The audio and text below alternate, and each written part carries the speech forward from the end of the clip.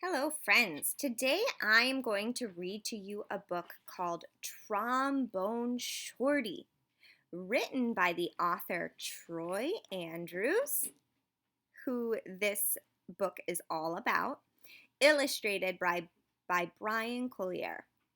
So, this book is a true story. It's a life story about this boy whose nickname is Trombone Shorty, but his real name is Troy Andrews, the author of this book.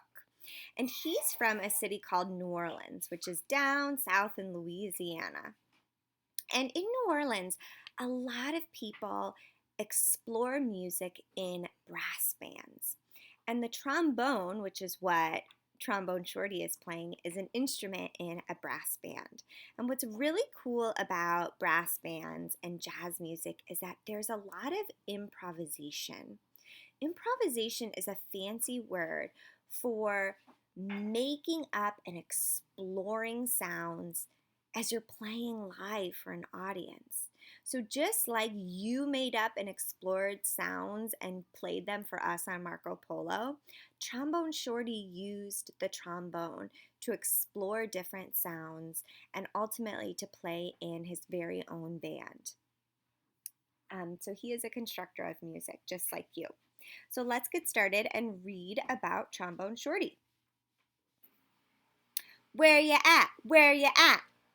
We have our own way of living down here in New Orleans, and our own way of talking too. And that's what we like to say when we want to tell a friend hello. So, where ya at? That's their way of saying hello. Lots of kids have nicknames, but I want to tell you the story of how I got mine. Just like when you listen to your favorite song, let's start at the beginning, because this is a story about music. But before you can understand how much music means to me, you have to know how important it is to my hometown, my greatest inspiration. I grew up in a neighborhood in New Orleans called Trombone. Any time of day or night, you could hear music floating in the air. And there was music in my house, too. My big brother James played the trumpet so loud you could hear him halfway across town. He was the leader of his own band, and my friends and I would pretend to be in the band, too. And here's his brother James saying, "Follow me." There's one time every year that's more exciting than any other: Mardi Gras. Parades fill the streets, and beaded necklaces are thrown through the air to the crowd. I loved the brass bands with their own trumpets and trombones, saxophones. Those are all different brass instruments. And the biggest brass instrument of them all, the tuba, which rested over the musician's head like an elephant's trunk. "Where you at? Where you at?" the musicians would call. All day long, I could see brass band parade by my house. Let me reread that. I tripped up a little bit. All day long, I could see brass bands parade by my house while my neighbors danced along. I loved these parades during Mardi Gras because they made everyone forget about their troubles for a little while. People didn't have a lot of money in Chimay, but we always had a lot of music. I listened to all these sounds and mixed them together, just like how we make our food. Kind of like how you did. We take one big pot and throw in sausage, crab, shrimp, chicken, vegetables, rice, whatever's in the kitchen, and stir it all together to let it cook. When it's done, it's the most delicious taste you've ever tried. We call it gumbo. And that's what I wanted my music to sound like. Different styles and sounds combined to create my own musical gumbo. But first I needed an instrument. The great thing about music is that you don't even need a real instrument to play. So my friends and I decided to make our own. We might have sounded different than the real brass bands, but we felt like the greatest musicians of Treme. We were making music, and that's all that mattered. Then, one day, I found a broken trombone that looked too beaten up to play music anymore. It didn't sound perfect. But finally, with a real instrument in my hand, I was ready to play. So look, do you see this boy right here? He's using a box as his drum. So just like you made your own instruments in your homes, that's how these boys started. They started by just creating their own instruments with things around their homes and neighborhood. The next time the parade went by my house, I grabbed that trombone and headed out into the street. My brother James noticed me playing along, and he smiled proudly. "Trombone Shorty," he called out, because the instrument was twice my size. "Where you at?"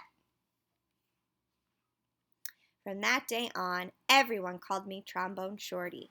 I took that trombone everywhere I went and never stopped playing. I was so small that sometimes I fell right over to the ground because it was so heavy. But I always got back up, and I learned to hold it up high. I listened to my brother play songs over and over, and I taught myself those songs too. I practiced day and night, and sometimes I fell asleep with my trombone in my hands. One day, my mom surprised me with tickets to the New Orleans Jazz and Heritage Festival, the best and biggest music festival in town.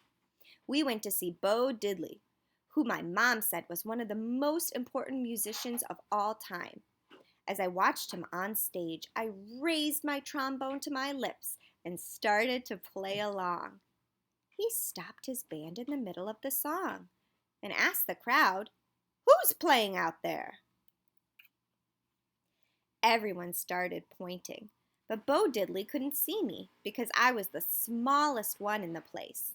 So my mom held me up in the air and said, "That's my son, Trombone Shorty." See him right there?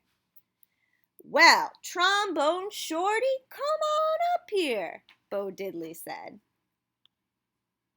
The crowd passed me overhead until I was standing on the stage next to Bo Diddley himself.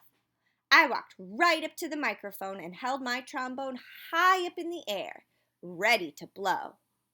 "What do you want to play?" Bo Diddley asked. "Follow me," I said. After I played with Bo Diddley, I knew I was ready to have my own band. I got my friends together and we called ourselves the 5 o'clock band because that was the time we went out to play each day after finishing our homework.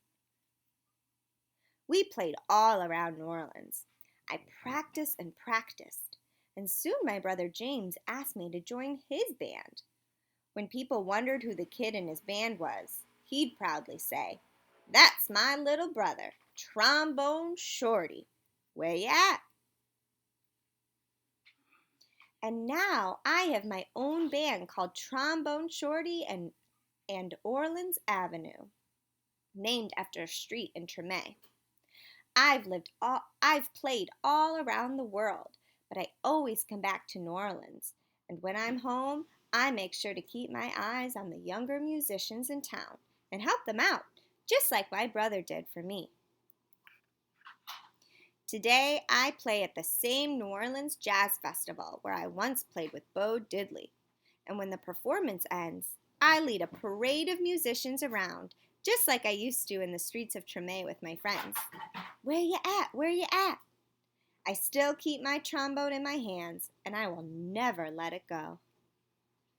And then here's the author's note, and it talks about the neighborhood Treme, talks about Troy Andrews' family members. Look, here's a photograph of him as a little boy. You can tell why they called him Trombone Shorty, right? Look how big his trombone is. And here he is with Bo Diddley. Look, there's Bo Diddley, the famous musician. Maybe you can read this back matter with your family. It's really an amazing story. And here is the author, who is Trombone Shorty himself. Here's a photograph of him. All right, friends, I hope this book inspired you, learning about Trombone Shorty and how he created music.